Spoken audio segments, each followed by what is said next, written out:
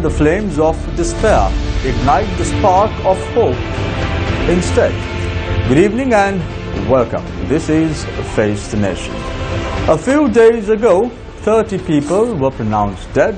11 more are still missing following the incident in Mitramolla. Where did we go wrong? What did we pledge to the public of this nation? What happened? Is this enough? Where is hope for this resplendent nation? I start off tonight's show with this thought in mind. Where are we heading as far as the country's economy is concerned now? On the 8th of January 2015, there was change in this country, in this resplendent nation. The hope of a better future, the aspiration of a better country, is now losing ground. Why?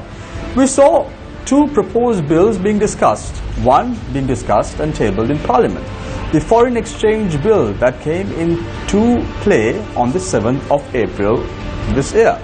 And then the talk of the inland revenue bill, which was to be tabled in Parliament by the 1st of April. What is happening in Sri Lanka?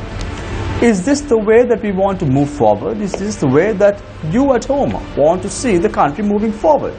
To discuss all this and more, we have three panelists on our show this evening who are well-read, who are very vocal about these two bills in question. Let me introduce them to you.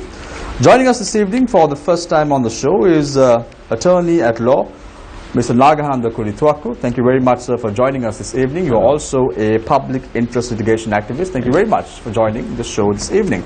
Also joining us on this show today is Mr. Chandra Jayaratna, former chairman of the Ceylon Chamber of Commerce. Thank you very much, Mr. Jayaratna, for joining us this evening as well on the show. Also joining us this evening on the show is Dr. Sivaji Felix, attorney at law. Thank you very much, Mr. Felix, for joining us on the show. Mr. Felix specializes in commercial as well as tax law. So let's start off tonight's show with attorney at law, Mr. Nagahanda Kulitwaku, who is also a public interest litigation activist. What is happening? We're talking about two important bills. We're talking about the foreign exchange bill that was tabled in Parliament 1.5 weeks ago, and then we're also talking about the proposed inland revenue bill. What's happening? Yeah, the Constitution of the Democratic Socialist Republic of Sri Lanka is very clearly states, in this country, sovereignty is in the people, which includes legislative power, executive power, judicial power, franchise and fundamental rights. And the elected representatives of the people, they accept the mandate given by the people. They promise to do, they have pledged to the people of this country to perform the office according to the Constitution and the rule of law, and whatever the subjects entrusted in them, to discharge the office faithfully. However, as you correctly states, this particular bill, just see the way, as you correctly said, the bill was gazetted and placed in the order paper of the Parliament. It was placed on the order paper of Parliament on 7th of April. It was the day the Supreme Court declared vacations. 8, 9, 10, Saturday, Sunday and Friday. 10 and 11 only two public holidays on working days. Again 13, 14th, Thursday and Friday again public holidays, and Saturday and Sunday continue. And people of this country, the Constitution of the Republic of Sri Lanka provides people who believe that their democratic rights have been affected by any of the statutes, I mean any of the bills. The law recognizes the rights of the people to come before the court of law, that is the Supreme Court of Sri Lanka, and challenge any of such bill. And the law provides very clearly that they should do so. The section 121 of the Constitution provides that they should do so within a period of 1 week. So, Mr. Kulitwaku, you are trying to say that the government tabled this bill in Parliament very strategically, Absolutely correct. And why is that? Yeah, that is a very good point that you raise. You know, this bill provides as article section 16 also, I think. Yes, section 13. Give me a second. Yeah. Section 29 of the new bill provides any outstanding matters, any actions pending in court. Once this law comes into play, all these actions has to be dealt with under the new law with retrospective effect. People of this country is fully aware that the person now holds the office of the Minister of Finance. Some time back, he was charged on a money laundering case before the High Court. Mr. you have to take responsibility for the Definitely, I take full responsibility. I take full responsibility, but I still don't want to mention the name of the particular individual. He was charged before the High Court of Colombo, and when this matter was pending in court, this matter was pending, there was a change of government, and 8th of January 2015, the presidential election was held, and this particular individual was appointed to the office of the Minister of Finance, and later on what happened? Mr. Gurdu, we are trying to draw a parallel between the Ministry of Finance as well as this bill. However, the bill very clearly articulates that it's a subject minister. If that is the case, it's the Prime Minister who is in power right now, isn't it?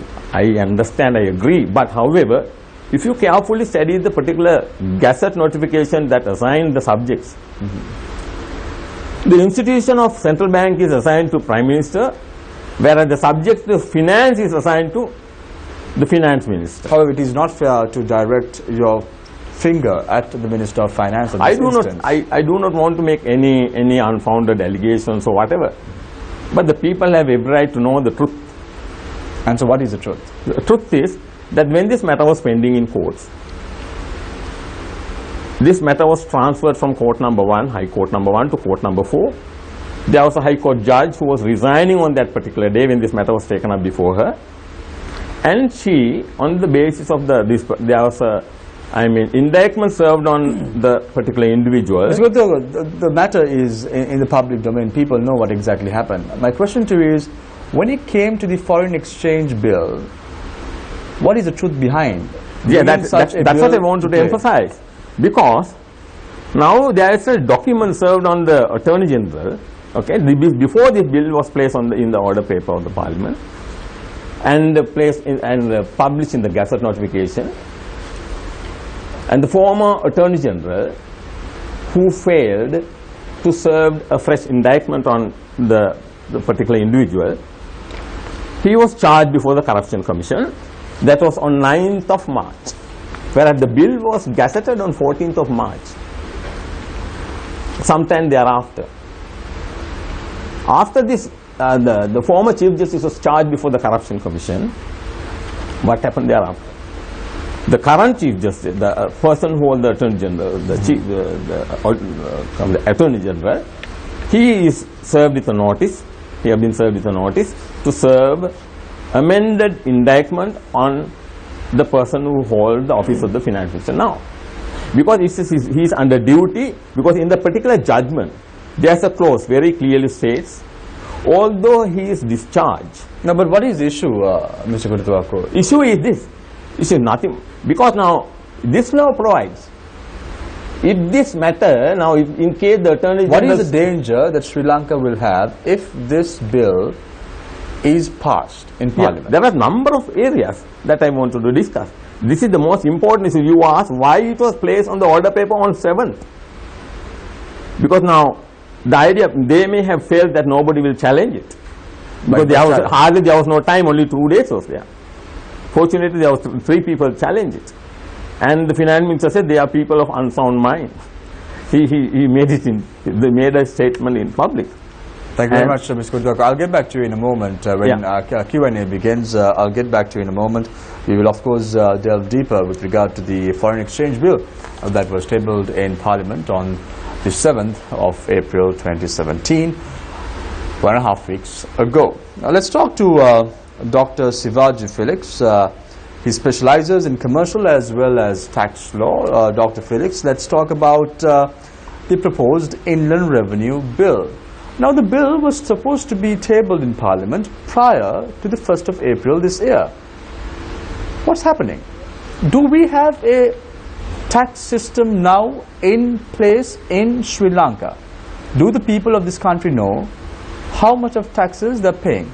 The public, the authorities, the Inland Revenue Department. What's happening? Enlighten us. Well, we have a Inland Revenue Act in place, and that's the Inland Revenue Act number 10 of 2006. And if no new law comes into place, that act will continue to be in force. So there is no need for a new act other than to give effect to the budget proposals. And the law that is in place would be in effect. But having said that, one can observe that during the last budget, a number of proposals were made, and one of the proposals was to simplify the tax laws. And I think the new act is seeking to do that. But it is unfortunate that we have entered a new fiscal year beginning with the 1st of April 2017, and we do not have a new act in place.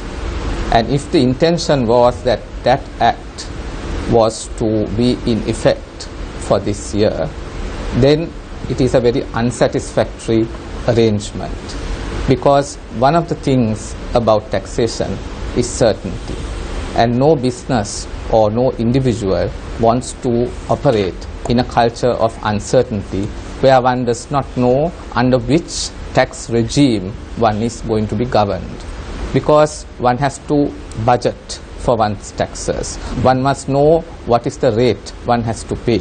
One must know how much of disposable income one has, and one will not know that if one has to wait and see whether laws are going to be enacted to govern this matter. So that is a very unsatisfactory state of affairs. The bill in question, the Inland Revenue Bill, which is being proposed by the government, under whose whim and fancy is this bill coming into play?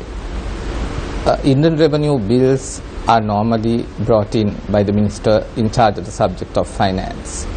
And there is nothing unusual about a new Inland Revenue bill coming in. We have had so many Inland Revenue bills. Dr. Pereira, Dr. Felix, I just want to interrupt you for a second here.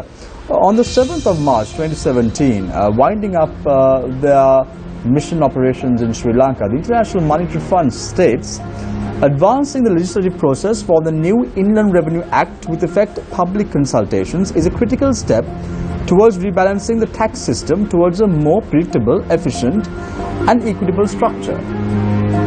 The IMF making such a statement. Now you say the Minister of Finance is in charge of bringing forth a bill of this nature to play. Why is the IMF so concerned about a bill that is supposed to be brought in by the Ministry of Finance?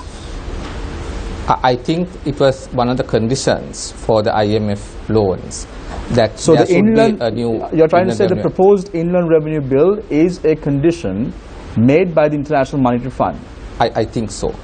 And that is why this bill is being brought in a haphazard way to the Sri Lankan Parliament. I don't think that should be a justification to bring a haphazard bill, because one needs to understand that taxation is a very serious issue. And we have had almost 85 years of taxation in Sri Lanka. And having had such a history, having had a series of Inland Revenue Acts, there is no necessity to replace that whole system with an entirely new act. We could have borrowed from the institutional history that we have, the judicial precedents, the case law, and also the principles of taxation that we have developed over the years. I don't think this new bill has really captured all those. It seeks to make a fundamental difference from what we have had all these years. Is it a bill that is being brought in from another country? They say it's Ghana. They say it is from Ghana. Ghana is a country that has had democracy only from about 1992, whereas Sri Lanka has a much longer history of democracy. Is it fair to bring in a bill of that sort? I don't think that is something that should be encouraged, because I don't think that's a very satisfactory arrangement to borrow a bill from a country that is a newly emerging democracy. And we have had, an operating Inland Revenue Act for a long period of time. And if we had any drawbacks in that act, or if there were any weaknesses, it would have been possible to amend the act and consolidate it so that we had a single statute with everything in place. Thank you very much, Dr. Sivaji Felix, who specializes in commercial and tax law. We, of course, will delve deeper into the proposed Inland Revenue Bill as well. I want to move my attention to Mr. Chandra Jairatna, former chairman of the Ceylon Chamber of Commerce. Mr. Jairatna, I want to talk a little bit about the proposed Inland Revenue Bill and then move on to the Foreign Exchange Bill that was tabled in Parliament on the 7th of April this year. The Ceylon Chamber of Commerce, in which you were once the chairman, issued a statement on the 14th of March 2017. The statement states, "We look forward to an early opportunity to engage with the authorities to discuss our suggestions and concerns, and hope that the Finance Ministry and the Inland Revenue Department opens up this space." Now, this is in terms of the Inland Revenue Bill. 16 days prior to the bill coming into play, was proposed to come into play in the Sri Lankan Parliament, 1st of April. Why did the Ceylon Chamber of Commerce take such a long time to issue such a statement if they knew that there was a bill that was supposed to be tabled in Parliament? Well, from the last budget speech onwards, there was an expectation that a new bill will be brought in. And I recollect the Attorney General's Department, when asked about other bills, was publicly stating that they will not handle any other bills but revenue bills, because the whole of November, end of November to December, was to be concentrated upon bringing this new bill. And if you go back to your own statement, the IMF statement itself very clearly indicates one thing: a new bill to come in after effective and proper consultation with all stakeholders. Now, the expectation was that by January or February, a draft bill will be made public for discussion by all the stakeholders, not only the chamber, anybody else who wants to make their contribution. Now, they call for proposals before a budget. Surely when they are amending a fundamental item like the Inland Revenue Act, and specifically the intent was to simplify. I think if you take Dr. Sivaji's Felix's point, that the intent was to make it simplified. So a simplification of the act, I asked another tax specialist like him, and her answer was, surely then they could have, if they wanted to base something, it could have been the Singapore Act, which is quite close to us. It has had a history. It has more or less a similar type of taxation, and Singapore Act could have been the one that they could have followed if they wanted to bring a new bill. Now here, the important thing is we have to realize that if you go back to this government's promise, government promised to have inclusive and sustainable macroeconomic development and growth on a basis where there will be million new jobs and people will have the benefit of growing their own aspirations to what they were. Now, if you want new jobs, for which you need new investors, whether they be foreign or local, look for that very important word that Sivaji used, which is a consistency and certainty. Now, from November, that should have been the primary focus of a Minister of Finance and the Cabinet. Now that they have not delivered that, shows a total dysfunctionality. Once again, it's a repeat of 2015 we had a problem, 2016 we had the VAT bill, a similar problem, and we are repeating. 3 times over, if the Ministry of Finance and the Cabinet is unable to deliver a well-articulated, consensus-seeking mechanism-led inland revenue bill, I think we cannot expect any investor, local or foreign, to rely upon this country and come to invest. I will leave to another point my similar issues that I have, looking back on the promise and what's in the exchange, foreign exchange bill. But to me, now that you are on the question of inland revenue, I think the dysfunctionality of the government is yet again very evident. Mr. Aratna, I recollect in 2002 when the UNP government was in power, there were discussions afoot with regard to a foreign exchange bill as well as the inland revenue bill. So this is on the same bill that we saw in the year 2002. Certainly the foreign exchange bill was a part of there was a bill prepared and discussed and debated extensively in the financial sector reforms committee led by Mr. Dr. Jayawardena, A.S. Jayawardena, with Mr. Bhaskar Lingam as the guiding light, and that bill was totally different to this bill, because there the structures of governance was going to remain not with an individual elected minister but with the public institution of the central bank. If that bill was good and if that bill had the proper structure in place, why have another bill in place? Well, I cannot understand, because that bill was intended to do the same thing this bill is supposed to be saying. Make it easy, attract foreign exchange, make foreign exchange. We are not a fully convertible currency, but moving towards it to strengthen.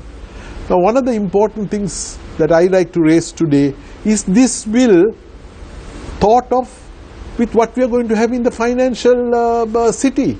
Is the inland revenue bill that is being brought consistent with what we are going to promise in the financial city? The financial port or the port city or financial city is going to have, if you put all these things in this bill and the inland revenue bill, what are we going to give? This must be thought in a holistic way. Somebody must, I find this very, very childish and amateurish management by the cabinet and the ministers. Very quickly, Mr. Aratna, before I move on to the Q&A from our journalist here today, do you think that the government has got its priorities right? Well, the priorities, if you take what they promised at the elections, good governance, macroeconomic stability, and management of the debt issue, corruption and waste being removed, all those, I think they have got their articulated way forward was correct, but they seems to be not going forward but backwards because of bad management, and I think very, very uncertain and administratively, I can't see leadership. The way we run or you run your companies, I cannot see this country being run today. So you are trying to say that the garbage in the Colombo city should be dumped in Parliament? Is that what you are trying to say? Well, I haven't thought of that. I would think that we must all get together and correct it, because we want those promises that were given to us by this regime delivered for the benefit of the future generations. And absolutely, Mr. Aratna. All to the people are waiting. The people voted in a new government because they wanted change. So this is the change that everyone in Sri Lanka envisages for the years to come. So let me introduce our journalists today. We are a full team, a full battalion as far as the Q&As are concerned today. Thank you very much, Nandini, for joining us. On to my immediate right. On to my immediate left is attorney at law Sonali Vanik. Nice to have you on board, Sonali, as always. Nice to be here. Charita Fernando heads the Biz First division of Newsfirst. Thank you very much for joining us. And then, of course, Faraz Shawkat. Faraz, let's start off the Q&A with you today, but I just want to get your opinion with regard to your visit to Mithramulla. You just visited the area a few days ago. That's on Sunday, if I am correct. Tell us what you saw and what you felt as far as your experiences were concerned. What we were met with was a somber air of acceptance of this very, very tragic events. And I've heard of the stiff British upper lip, but this was the very own Sri Lankan stiff upper lip. They were bearing it all up, obviously with deference to the loved ones and their friends who'd been engulfed and who'd lost their lives and lost their homes and been displaced. And there was this sort of somber acceptance of the tragic events that had befallen them, and there was great anger directed at both sides of the political divide, because not one was not better than the other. They were blaming all of them, because obviously since 1994 they've been given promises and promises, and what's even worse is that we had rather heavyweight politicians representing the area, and they couldn't do anything for their people. So there you go, Faraz. You got the opportunity. Pose your questions to our panelists, and let's take it from there. The foreign exchange bill as well as the proposed inland revenue bill. Thank you. Mr. Nagananda Kodituaka, this is for you, because I don't think you finished explaining to us what is hidden inside that foreign exchange bill. Right. You were in the process of explaining how it would affect the holder of the office of the Ministry of Finance. Yeah, I will conclude with this my statement with special reference to the provisions in the current exchange control law, Yeah. which provides penal sanctions for violations, and it provides 5 years rigorous imprisonment for violation of exchange control law. And the minister in charge of finance, who was charged under this particular provision of law, section 51(4) of the Exchange Control Act, now he is discharged.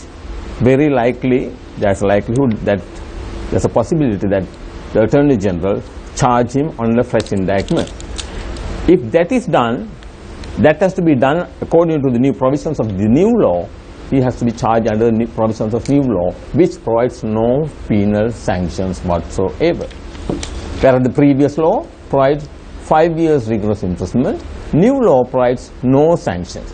I believe the government in power, they know very well there's hardly any chance for them to get back to office, because they know now if they bring this bill, I mean if they can get it enacted, then this particular individual will not be charged under the old law. He has to be charged under the new law, and he will be, and that will be the end of the issue. But to be fair, that's a bit of speculation, right?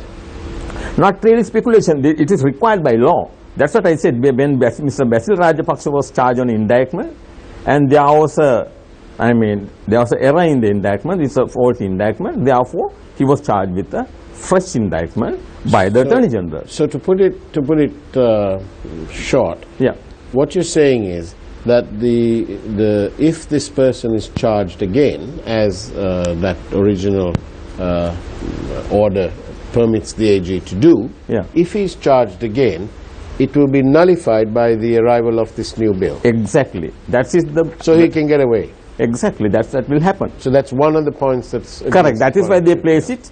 I emphasize the fact that is why this particular bill was placed on the order paper on 7th, because they knew, I believe the entire nation knows, what is the ulterior motive behind this, to deny people to challenge it, and it is done in such a way to serve particular individual and to entire sector of finance, as my colleague suggested, to bring it under one individual. And when this government was elected to office, he was already charged. So in what country accused person is elected to the office of the finance minister? So do you feel then that the rest of the cabinet is also privy to this sort of skullduggery that is being exactly proposed? So why did the cabinet approve this particular bill in question, if that is the case?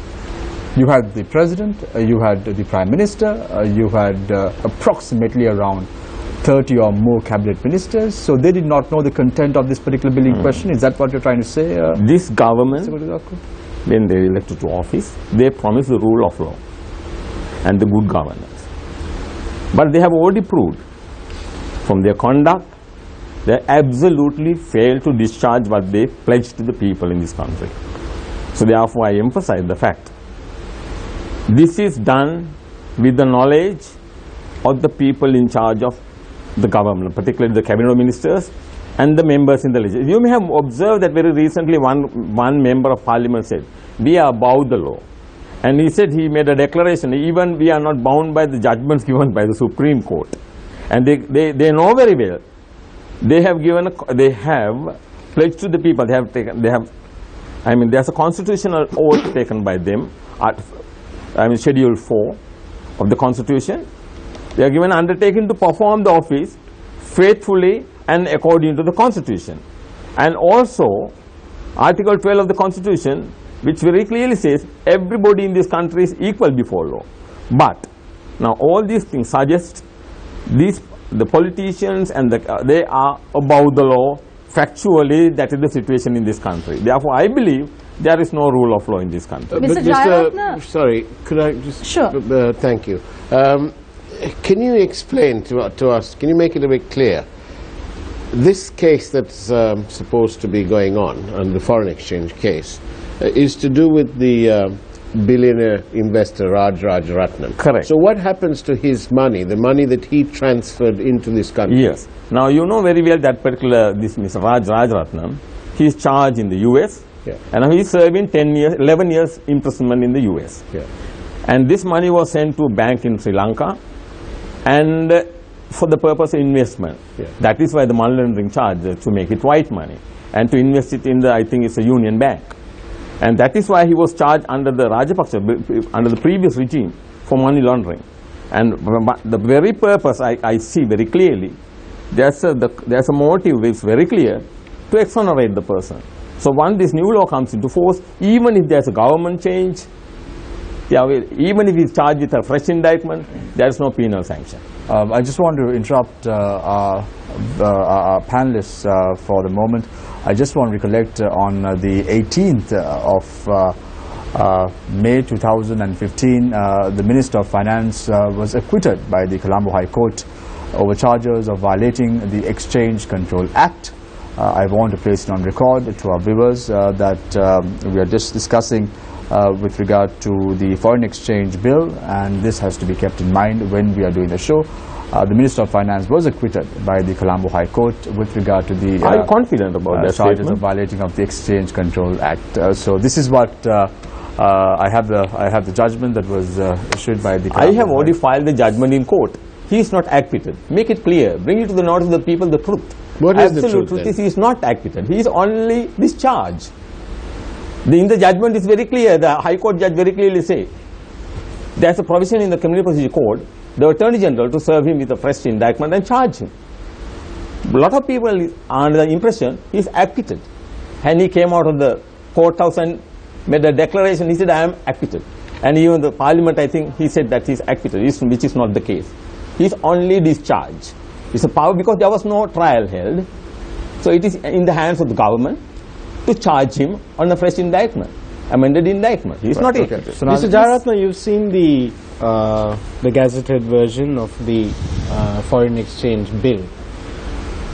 What are the sanctions? Mr. Kodituaku is saying that they've removed the penal sanctions there. What are the sanctions that have been introduced? There are no penal sanctions, and there is a limit. I think the fine is up to a maximum of ₹1 million. It's a financial penalty, and that's, I think, also limited to 1 million. From your perspective, from the perspective of an activist, do you think that this sanction is strong enough? There have been calls for reform of the Exchange Control Act in the past. It has been called by some pundits, it's been called draconian. Do you think that what has been proposed is suitable? I find the proposed bill not to meet the promises made to the people. We must simplify exchange control, we must make it, but it must be done according to a plan on a way that it is processed and managed in a professional way. And there is a unit capable of doing that within the central bank, which has an independent monetary board of 5 persons, including government representation. There are professionals working there who manage the exchange whatever the way. So the management of that should have been under these particular representatives. But unfortunately this bill in many sections gives a minister overriding power. Minister doesn't even, in the case where the central bank monetary board says that the monetary stability is in question, he doesn't have to follow it. He is notified, but he can take the notification and do what he wants. And there are a number of sections in which the minister's approval is required, not concurrence of the minister. If the central bank and the officials are doing something, you should not have an elected official's approval being got. Why would the government seek to sort of compromise the independence of the central bank in this thing? Well, I just can't understand. Because the constitution itself, the subcommittees of parliament, assisted by professionals, suggested that the current executive functions, which were earlier with the secretaries of ministries who were the chief financial officer and the chief executive for the functioning, minister was going to only give policy directions. It became that under the 1972 constitution, it was changed and made that the minister to give directions and how to run the ministry. Now that is to be changed, is a recommendation already made. When the constitution is going in that direction, or at least the best civil society and professionals are saying go in that direction to manage good governance, this is going backwards and giving the minister power over and above. Too much discretionary power. Not only discretionary power, including if you want to proceed against somebody, you need the minister's approval under this act. So I think this is totally going away from the promises of good governance, what is best practices, and this is totally different to the 2001-2002 exchange management bill that was settled by the Finance Reforms Committee. Mr. Jayaratna, I'd like to bring your attention to a couple of sections of the new Forex Act, the amendments. Section 8, 9, 13, 22 in particular, West in the Minister of Finance a great deal of power, the power that you were speaking of. Now, what I'm asking you is how dangerous it is to concentrate such massive power in one single individual, given the fact that it is the central bank and the monetary board of the central bank that has the overall responsibility of really steering the country's financial system forward. I cannot but agree with you more. Does not absolute power lead to absolute corruption? It does. We have to also recognize even the monetary board during my chairmanship, working very closely with the 2001-2002 government, we increased the membership of the monetary board from 3 members to 5 members, putting the private nominees outside of ex officio, 2 ex officio members to 3 non-ex officio members, because we wanted the independence of the central bank. Now this is going in that direction at a time when there are bond scams which are being discussed. Monetary stability is under question. Will foreigners, investors have confidence in a system which has already lost its credibility due to other factors? If you make such a change, I cannot see any foreign investors, especially the fund managers and others, coming in to invest under a bill, though this is given. At the same time, there are some critical elements. The sections you said, I'll end with only one. People can bring in their money into this country, declare, very good, that's fine. There will be a small fee that will be determined by the minister, you have to pay. But if you invest it in the bonds, government bonds, you don't even have to pay that. You bring the money. Then the very next section after those two, within the sections you referred to, says once you have brought the money in, you can take it out anytime. Now, if you read the bill logically and literally, it looks as if the bill is facilitating the money laundering or making black money white. I mean, that's an impression that a non-lawyer, you're a lawyer, I'm not a lawyer, but reading through as a layman, this sounds pretty... Dr. Felix, as a lawyer, as Nadeem, 1 minute. Nadeem, you need to give Nadeem, you need to give a Mr. Jayaratna, it was Nadeem. only a few months ago that we spoke about how the government was going to bring in a super minister with all-encompassing powers, and now we're talking about another minister, again with powers purported to be vested in him. Mr. Jayaratna, another question on the Inland Revenue Department and the new discussion paper that is before certain stakeholders. Now this completely goes against the existing taxation system, is it? Because we're talking about an existing RAMIS system, which is the Revenue Administration Management Information System, which was initiated by the previous government, and it's supposed to be in effect by this year, an e-system.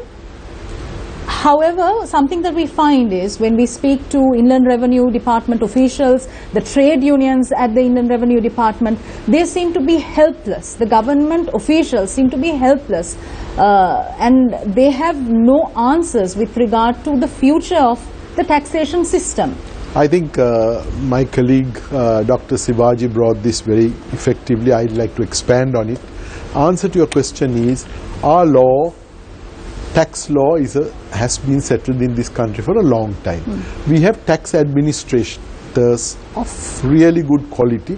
We have tax specialists, advisors, companies have tax accountants, managers know their tax law. So there is a lot of, then on top of it there have been rulings, departmental rulings, there have been tax appeals commission rulings, and there have been case law. Now all that relates to the structure of tax which was there before. Now when you bring in a new tax bill, at a point like this, halfway during a start of an year, you'll have to train your staff, you'll have to train the stakeholders, you'll have to retrain all the people who knew about it. And there are some provisions in the new bill, we don't want to get into the details. One is, you are supposed to make a return of, if you have made a capital gain, you are supposed to make a return within 1 month, right? And also there is a requirement that a transfer can be made and registered only if the tax has been paid. Now the person who's buying has to make, I presume that the attestation will have to state that the taxes due have been paid. Supposing there's a dispute between the parties, the department and this will go unrealized asset, unregistered assets will be there. Do you think investors would come and invest in a country where there will be unregistered assets? So there is a lot. Accounting system, you're talking about administration system, all those will have to change to this new bill. Dr. Felix, Mr. Jayaratna said that in his capacity as an activist, he feels that the law facilitates illegal practices. From your perspective as a lawyer, do you believe that? Do you believe that it facilitates criminal activity? You're talking about the exchange control law? The foreign exchange bill. Yes, according to what Mr. Jayaratna articulates, it is possible that that could happen.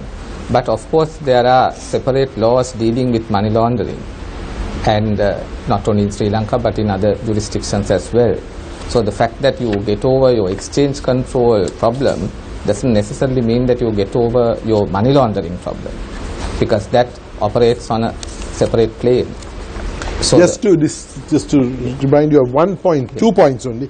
One of the sections says that any inquiry started under this act must finish within 6 months. Now, we are having cases which now the government which promised to find money laundering is now 2 years and 4 months, and they have still not been able to finalize many of the cases. So I don't know whether Section 12 can be first met, whether it's an unrealistic target.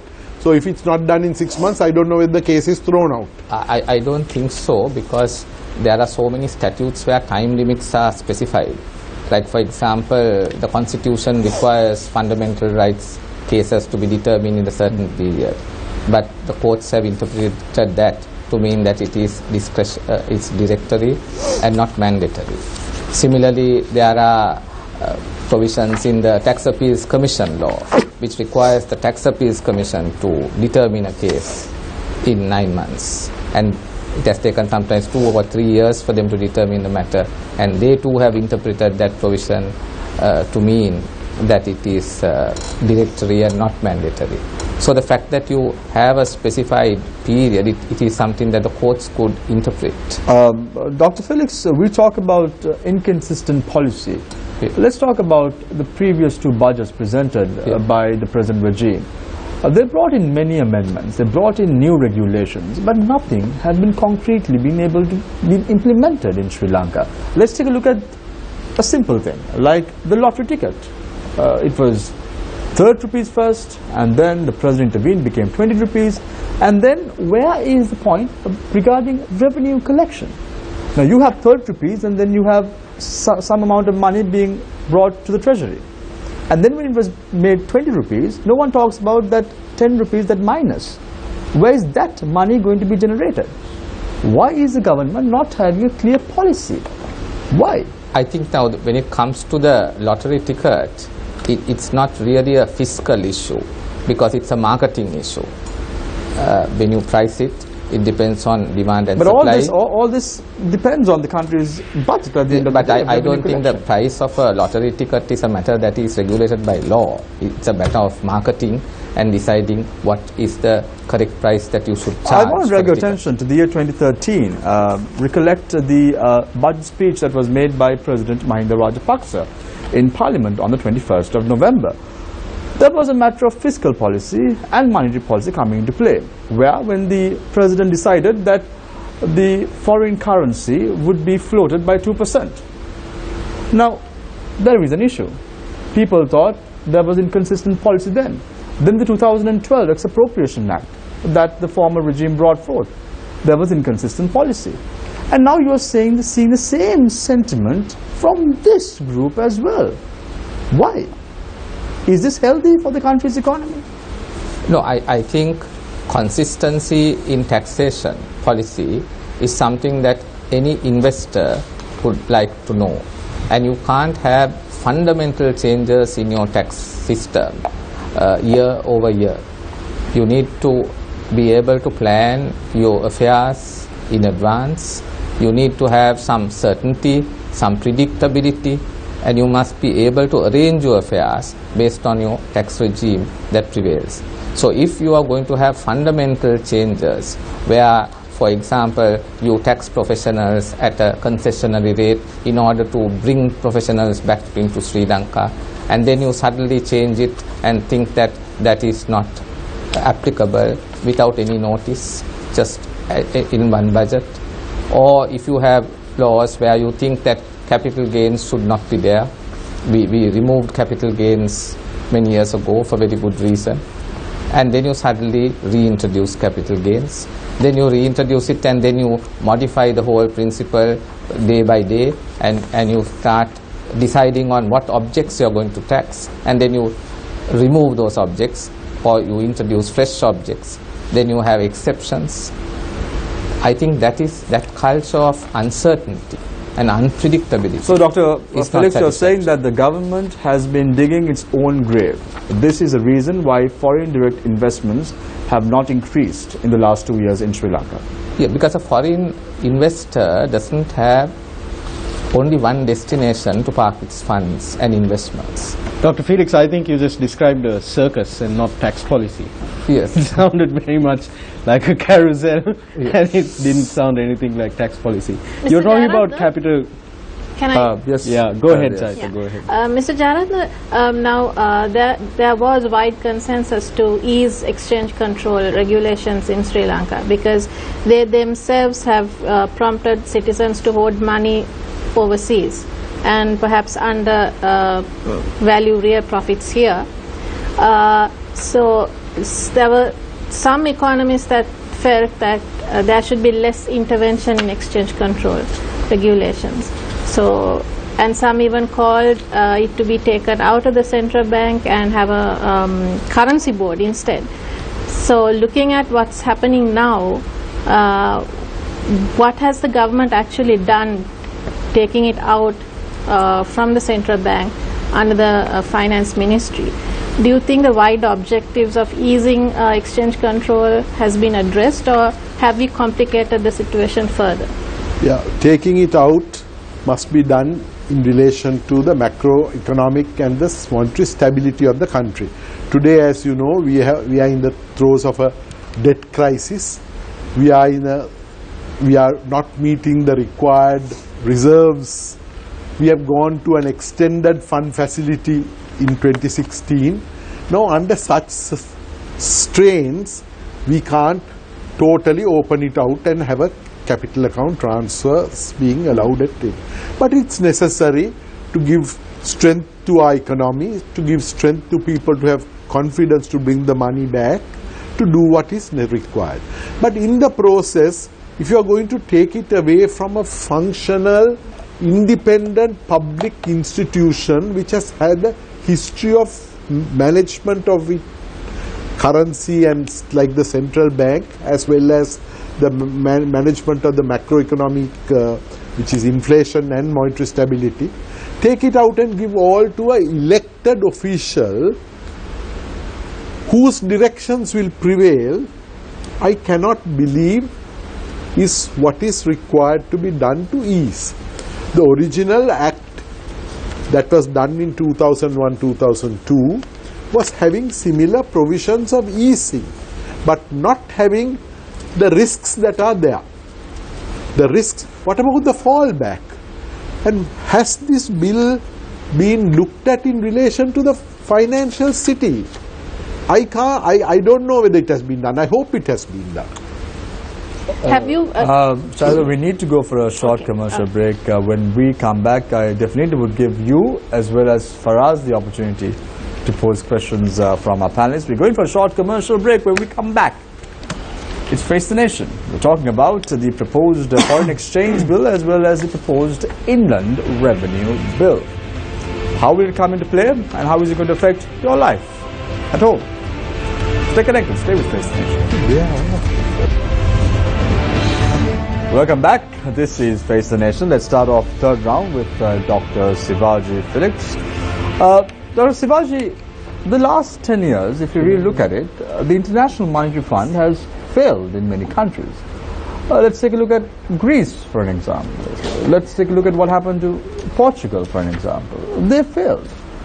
And we here in Sri Lanka are trying to embrace a policy of the International Monetary Fund when it comes to the proposed inland revenue bill. Will it really work?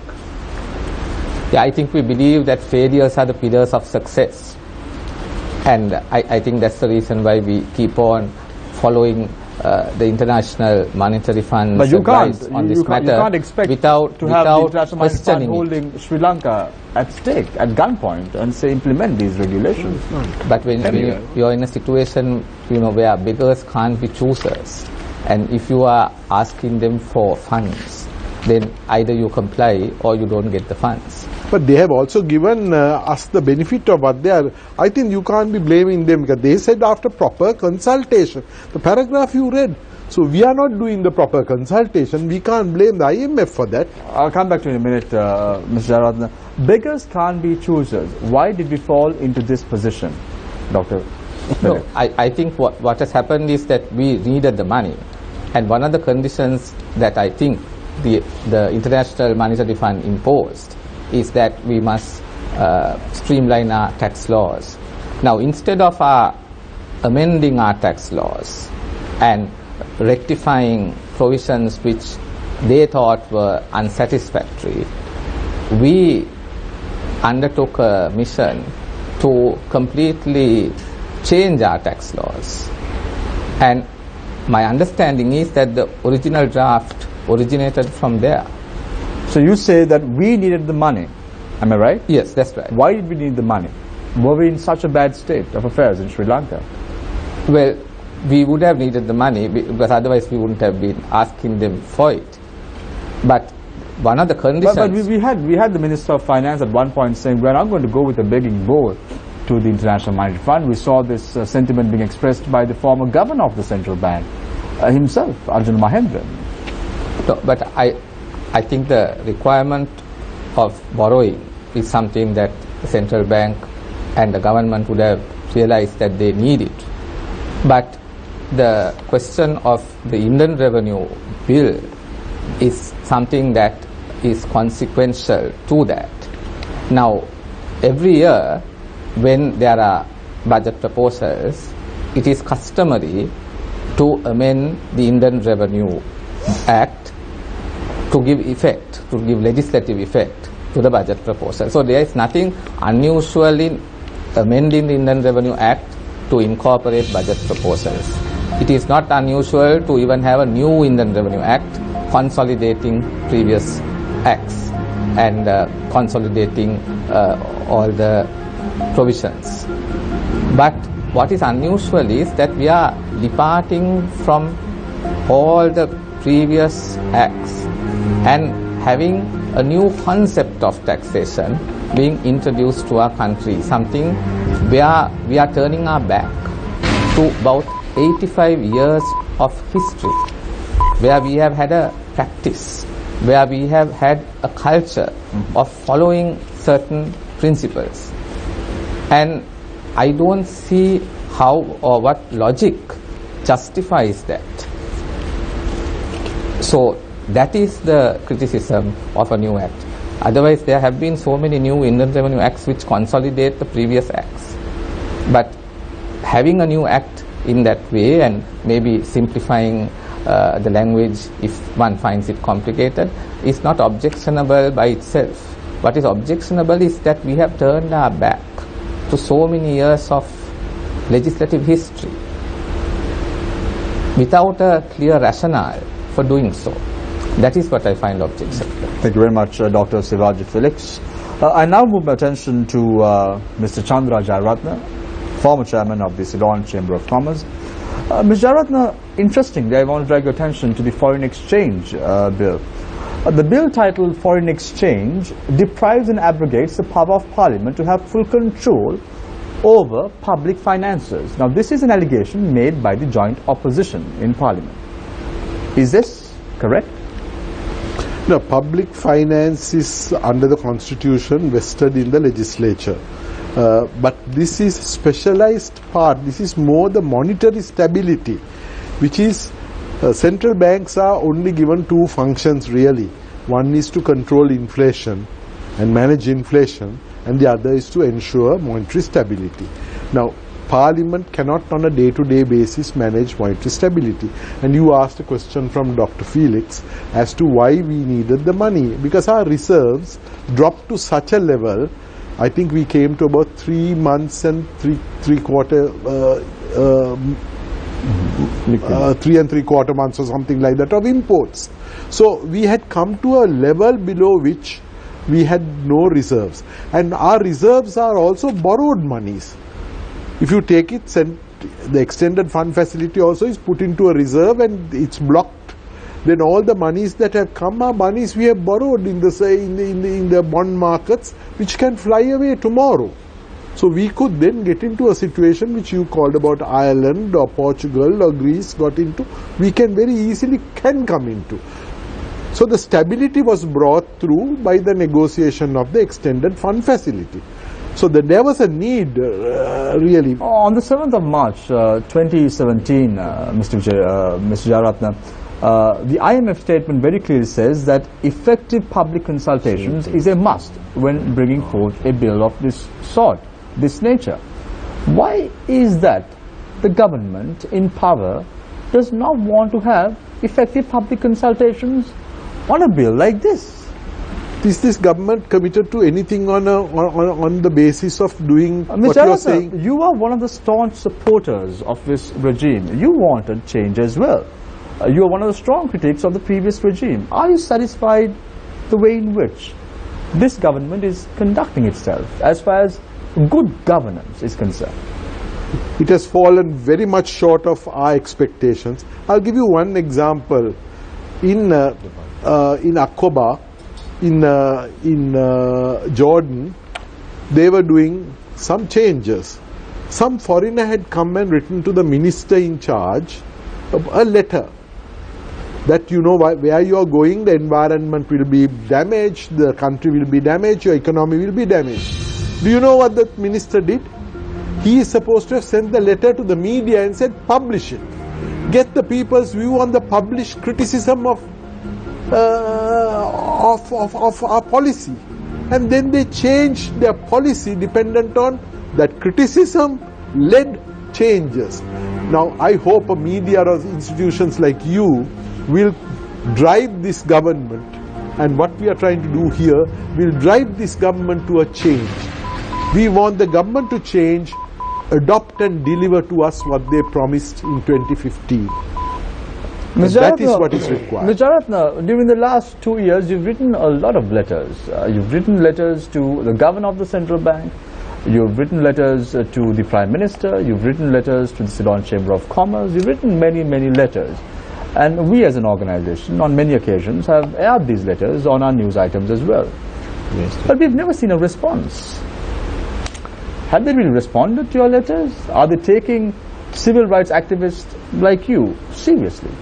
Well, they should take the voice, not a civil rights activist's letter. If they have something to learn, if we are pointing something of value, they should consider. But more importantly, they should listen to the voice of the people. The voice of the people has come in the case of the constitutional reform, in the case of accountability mechanisms. There are voices every day. We see protests, we see your interviews. This must become a means of sensitizing those in governance. Mr. Ratna, you say that the former regime was not doing their job.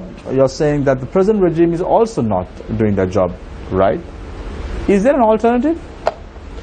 Well, I don't think, to me, the alternatives are uncertain, because we don't have an alternative that we can look for.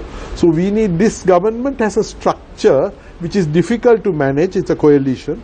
But if it's managed well and does what it promised, if they can sing from one hymn sheet on the path to what they sang to us when they asked us for our votes, that I think will deliver to this. I have great hope that what we have to do now is to pressurize.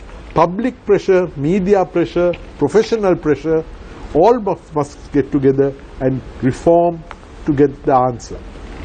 Thank you very much, Mr. Chandra Jayaratna. In very short terms, he's saying it's still not too late. So let's move on to attorney at law, Mr. Nagananda Kurtuwaku, public interest litigation activist.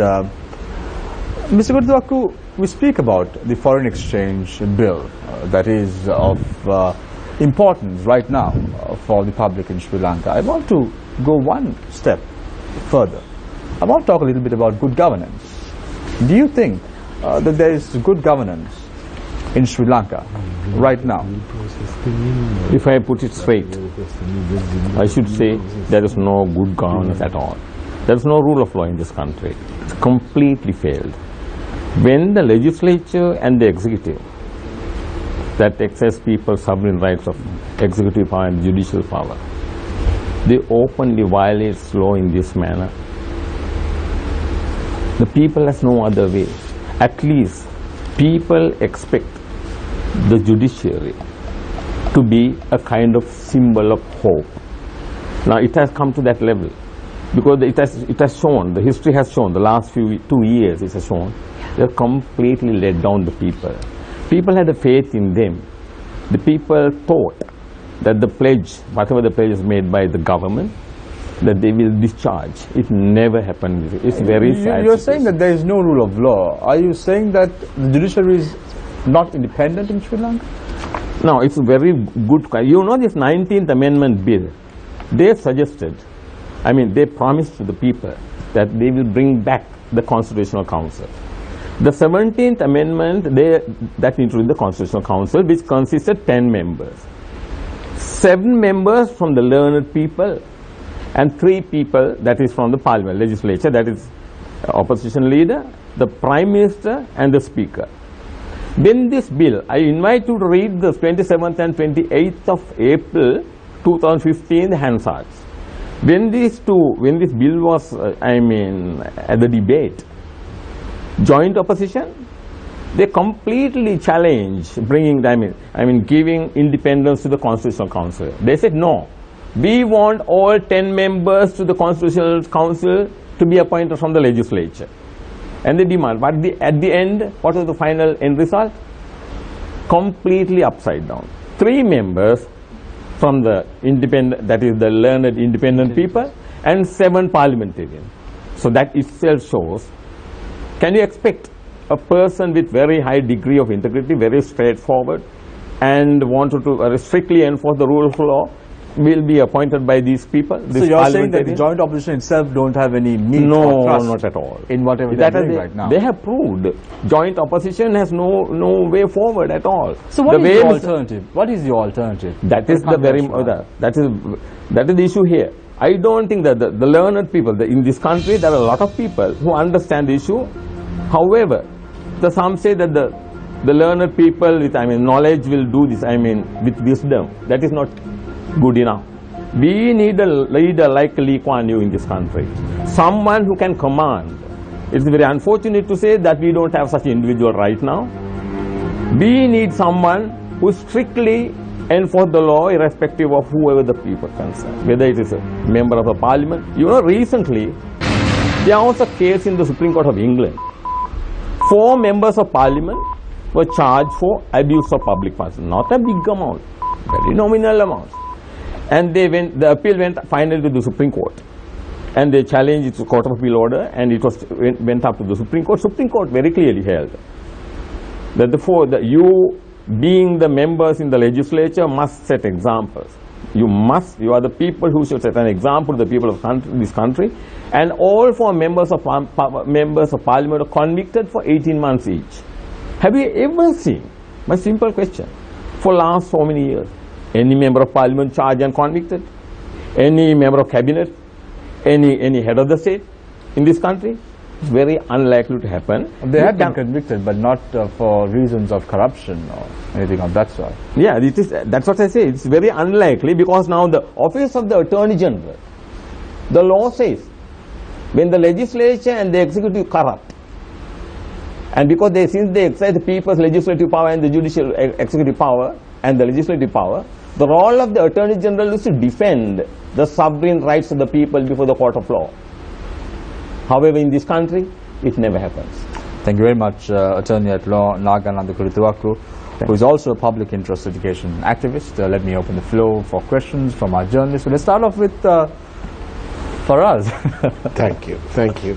When I see your hand going up, Faraz, I always, try to wonder what question are you going to ask next. It's not going to be the one for sure. Mr. Jarat, I think this is for you, but it may also be for Mr. Kurituwaku here. It's about this foreign exchange bill. My question's rather simple. Apparently we've run out of money, so they've decided to sell the family silver, even if it's 60%. I'm talking about the Hambantota port, to raise $1.2 billion. Well, what about all this money that's hoarded outside Sri Lanka by corporates and individuals who report to the tax authorities in this country? There's one group, court records reveal that it's around $210 million. I've been sat here working this phone extra time to figure out that this is 19%. This is just 3 or 4 people within a company who've got $210 million outside, obviously outside of the exchange control rules in this country. What happens to that money? I mean, why sell the family silver? Why don't you enact these rules and regulations? Why can't they do that? Why can't they get them to bring their money back? Force them to. The question here is that is the intent, but the question also is, we've heard this story before. If you recollect, last year there was $1 billion which was supposed to be deposited. Yes, and the former governor, the governor of the central bank at that time made an official visit to Saudi Arabia. He came back and he said billions of dollars will come into this country from Saudi Arabia. I'd like to see the proof of that. Well, it hasn't happened. You see, the So point why do they lie to us all the time? No, I think that they believe that they can bring it, maybe give them the benefit of the doubt. But what I'm saying is, will people bring the money if there is no consistency? If they cannot rely on the promises made, if they cannot rely on the justice system, if they cannot rely on the independent of the professionals? Look at the I mean, we are talking about some of these cases you're talking. The professionals of this country have also been responsible for some of these. Yes, but Mr. Jaratal, this is one company, one group of people. 19% of the requirement that we are expecting to get from Hambantota by selling the family silver, 60%. For 1.2 billion. They don't need to do all this if they can get their act together and bring all this money back. Well, something to that, I mean, without going your route, I have also a different proposal for Hambantota without selling it. Includes, which I have made to the authorities. 5 million rupees a day, if you work it out over 99 years. Well, you can raise it in different ways. You can... but what will happen to these people who've got their money outside the country? Well, personally, I would like to see the government and the authorities pursuing this. It is not easy because we have to depend on other countries. We have to have our justice system. But that bill that Mr. Kodituaku's got there, nicely bound, that says that at the whim and fancy, or at the discretion of the Minister of Finance, it can all be written off. Well, that's... What happens to justice then? Well, amnesties have been tried in other countries, have been tried with us. We also had amnesties where at one point, I remember an amnesty, I'm sure Sivaji will remember, the minister said, we will give you the responsibility of throwing your file into the bonfire. You can throw and pay us the amnesty. But amnesties didn't work in this country because people from our culture is not easily going to give up what they have hidden somewhere else. So I think the way to do it is to make the efficient enforcement. If you have proper justice, proper opportunities and proper procedures with public independent professionals and public institutions, I think we will get the money. Charita, yes. I want to add. So now let's move to Charita and then you for sure, yeah? Yes, Charita. Mr. Kodituaku, is it true that the government loses over 50% of custom revenue because of undervalue issues? Exactly, that's correct. What's the story behind that? Now, you know, Sri Lanka is a member of the GATT Valuation Agreement, WTO. So therefore, we have to enforce the WTO Valuation Agreement. Valuation Agreement requires any member nation to follow the transaction value of commodities. That means the tax, whatever the levy, is based on the value that you declare. For example, say this particular item is charged $100. If the rate of duty is 50%, how much you have to pay? $50. However, in this part of the world, there is no rule of law, I must emphasize it. And you may declare $100 today and pay $50. So if I am another competitor in the same trade, I declare $80. And then I pay how much? $40. And he may declare $60 and he get away from the liability and he pay only $30. It has come to a unbelievable, that means then nobody declare the transaction value for customs purposes. This is one reason. All these foreign exchange comes through this tourism to this country. Billions of dollars, euros and English pounds. Every month, I make this statement with certainty, with confidence. This money goes out of this country through the airport. Hundreds of millions, sometimes billions per annum, hard-earned money, this tourism money, goes out of the country for what purpose? To finance this undervaluation. For example, I know there is a very leading motor in the motor car, company representing a German manufacturer. There's a serious charge against that particular company for 17 billion revenue fraud. 17 billion. So how come it happens? Because they made declaration for custom purposes undervaluation. So the government lost huge volume of revenue, and however these companies, they have to get this money to the manufacturer or the whatever the supplier. The only way is to send this money out. When this money goes out of the country, they have their own, that's another black marketing foreign exchange dealers abroad. When you and I can contact them, whatever the money that you want to sell, give it to the particular seller or the person who send this, supply these goods. According to our instructions, money will be transferred to the company or the supplier, and you have to pay 2%, 3% extra. So this is how, this is an unregulated trade. Now this law has taken away the entire, this regulatory mechanism of the gold, you know, even today, 10 metric tons of, 10 kilograms of gold detected, 70 million worth of gold detected at the airport. Now this new law has taken away completely gold away from that. Whereas the new law, there's a regulatory mechanism. Now anyone can. Now when in Sri Lanka, if there is a rule of law, this is perfectly okay. This is a country where there is no rule of law at all. So here, gold, you know, it's a very expensive item. 10 kilo means very small quantity. You make 10% of profit, and 70 million means you get 7 million profit, and the carrier get me about 5% of it. It's up and down running. Always go to Singapore, always go to Dubai and come back, and they make money over there. And now it is completely taken away from this regulation, this new law. Now this new law, in my opinion, is for a country, for example, I am a citizen of both countries, the Britain and Sri Lanka. There's a system in place in these countries. They can't behave in this manner. So what is your opinion? What is your opinion? On what? On the foreign exchange, the proposed foreign exchange bill. What do you propose? Now I propose now there has to be, in this country, when there is, as there is no rule of law, there has to be a regulatory mechanism. Minister cannot. Now, as my friend correctly said, now the entire regulatory mechanism is in the hands of the minister now. I want to pose a question to Mr. Jayaratna. What does it really mean, Mr. Jayaratna? Right now, the Central Bank of Sri Lanka decides on foreign exchange. They decide whether to put a cap or not to put a cap on the on dollars.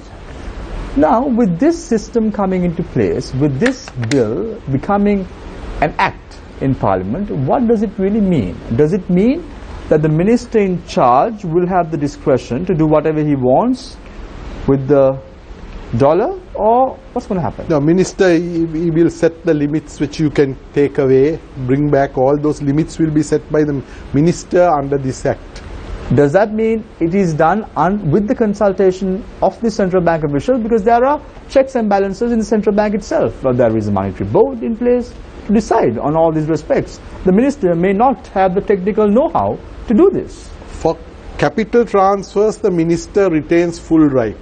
For normal transactions, minister has consultation. So if you see, but at the end of the day, the minister will have to approve. Even if the central bank wants to put a limit, minister has to approve under this act. So minister becomes the effective controller of exchange under this act. I'm posing this question to you, just a second. I'm posing this question to you, Mr. Jayaratna, because just 2.5 weeks ago, the dollar stood at 154 rupees against the US dollar, and just 2 days after it dropped to 152.50 cents against the rupee. I'm trying to figure out how can an importer or even an exporter for that matter try to send goods overseas. You just can't predict what's happening to the country's rupee. Well, there are hedging mechanisms. You can buy forward, you can sell forward. You're in the trade of tea, so you know about it. So the premiums may be high, but they can be done. So there are management techniques. Supply and demand plus other mechanisms. Central bank might be buying and selling exchange. So there are a number of things that come into play. Dr. Indra Kumar Swamy, who is the governor of the central bank right now, is not a staunch supporter of defending the rupee against the US dollar.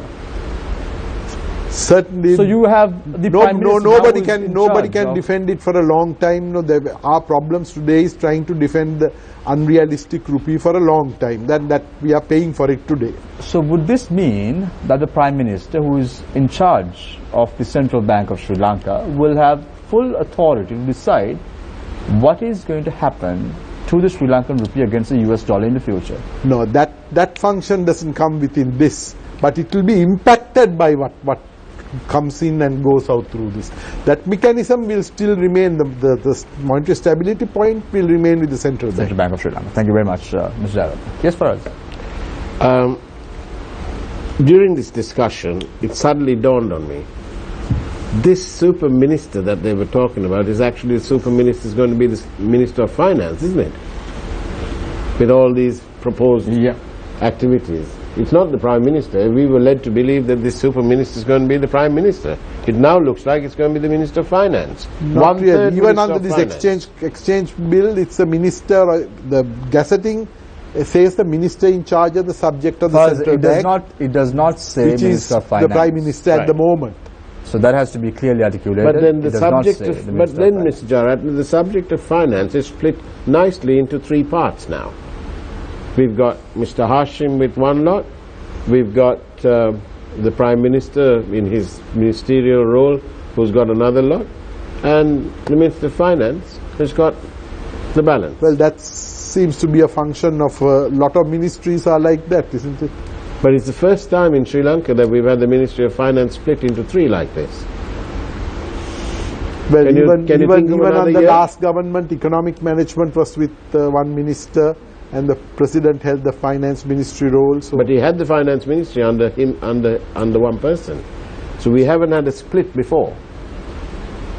Under the Gazette notification published after the allocation of all these subjects, central bank institution, in charge of the central bank of the minister, that is the Prime Minister, Mr. Wickramasinghe, whereas the subject of finance and the enforcement authority of all these statutes is the Minister of Finance.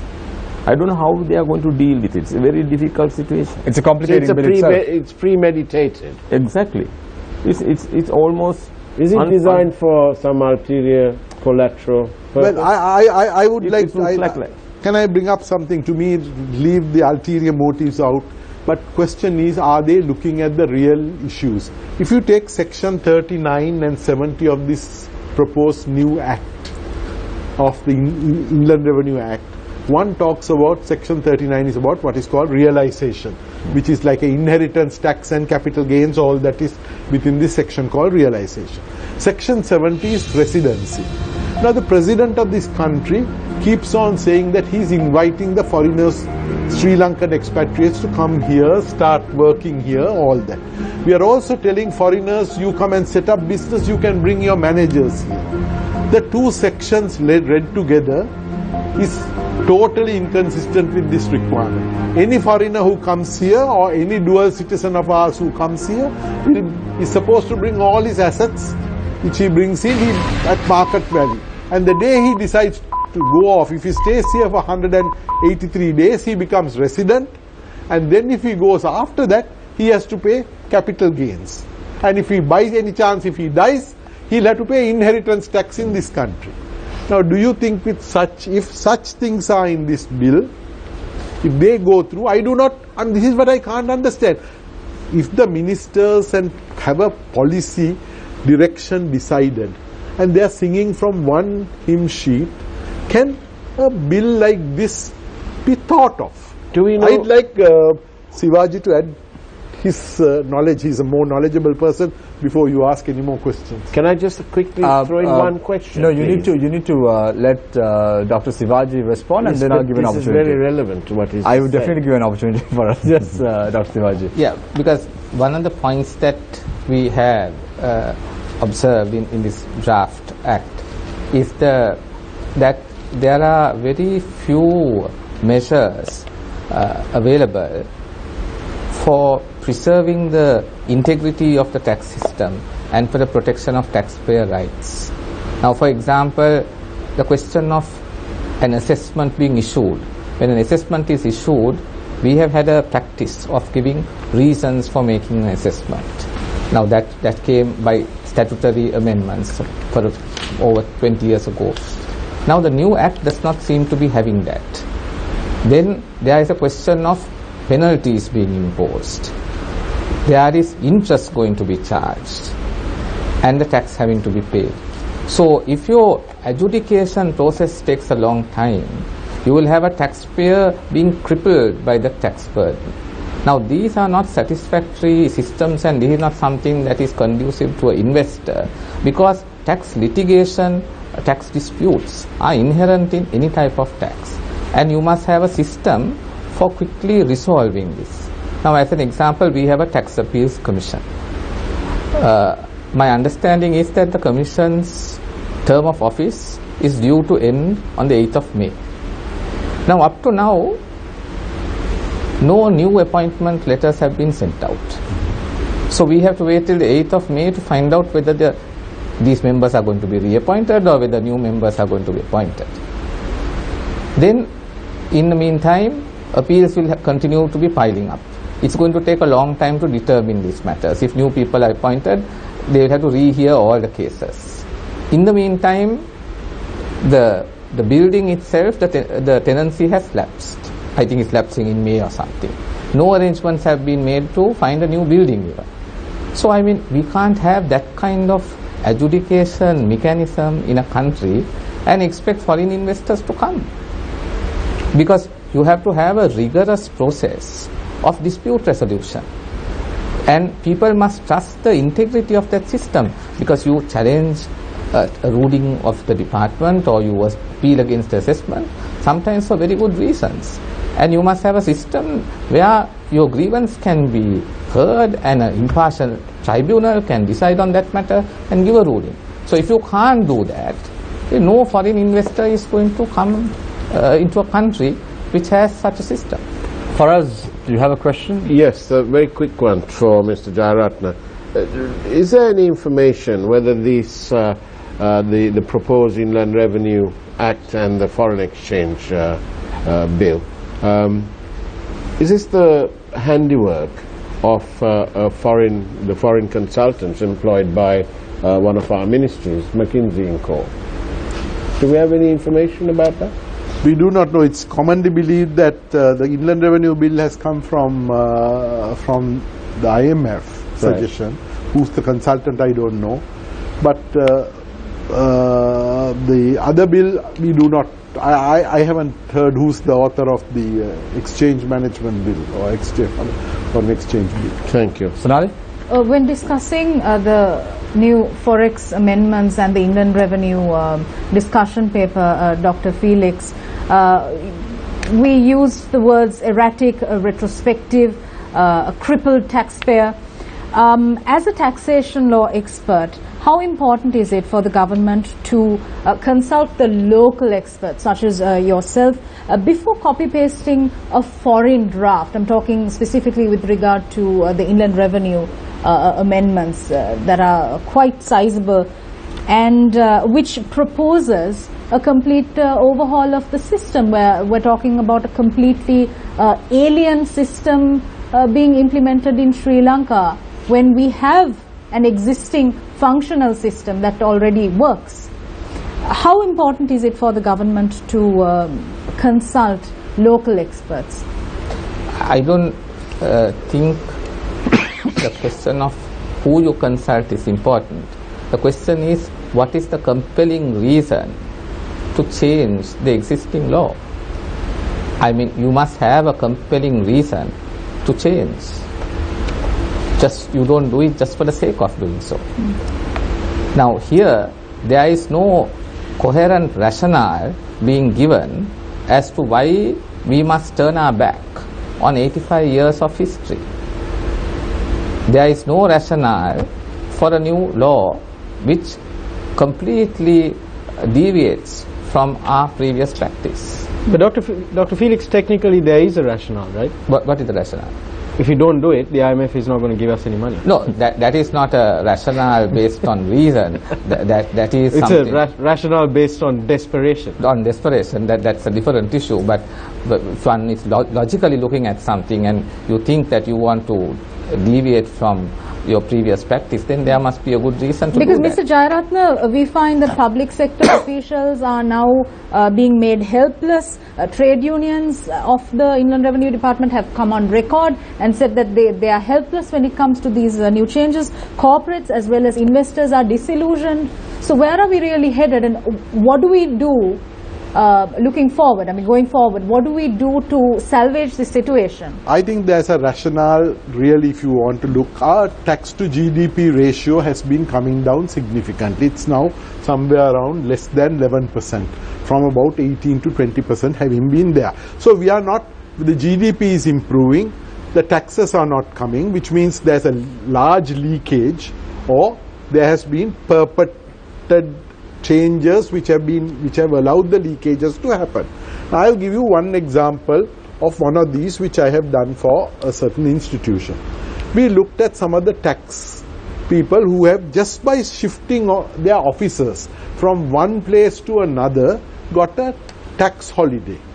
Not on the incremental profit, but the tax holiday was given on the entirety of the profits. Now today you are on at this particular building, you move to this building for good grounds, for better environment, getting out of the city, blocking all that to another place, you get an entire tax holiday. Now that is bad tax planning or bad tax management, or giving away something that you should not have given.